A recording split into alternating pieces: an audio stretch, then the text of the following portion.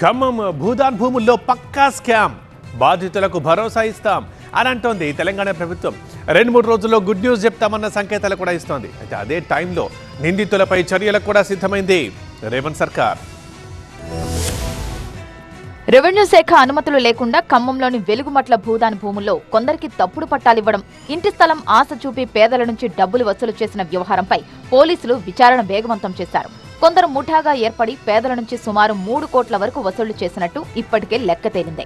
భూదాన్ యజ్ఞ బోర్డులో పేదలకు ఇంటి స్థలాలు ఇచ్చి నకిలీ పట్టాలు అందించినట్టుగా విచారణలో తేలింది. ఈ వ్యవహారంలో 21 మందిపై 19 కేసులు నమోదు చేసిన పోలీసులు అందులో 9 మందిని అరెస్టు చేశారు. నిందితులంతా ఒక ముఠాగా ఏర్పడి ఓపీడీఆర్ భూదాన్ కమిటీ సభ్యులమంటూ తప్పుడు ప్రచారం చేసుకున్నారు. ఆ తర్వాత అమాయకులను ప్రేరేపించి వారికి భూదాన్ భూముల్లో ఇంటి స్థలాలు ఏర్పాటు చేసి 50,000 నుంచి 8 లక్షల వరకు కూడా వసూలు చేశారు. ఇదేంటని ప్రశ్నించిన వారికి భూదాన్ పట్టాలపై హైకోర్టు ఆర్డర్లు ఉన్నాయంటూ నమ్మబలికినట్టుగా అధికారులు గుర్తించారు. ఈ ముఠా సభ్యులపై గతంలో 15 కేసులు నమోదైనట్టు అధికారులు చెబుతున్నారు. వెలుగుమట్లలో మొత్తం 720 కుటుంబాలున్నాయి. ఖమ్మం జిల్లా కాకుండా ఇతర జిల్లాలు, ఇతర ప్రాంతాల వారు కూడా ఉన్నట్టు సర్వేలో తేలింది.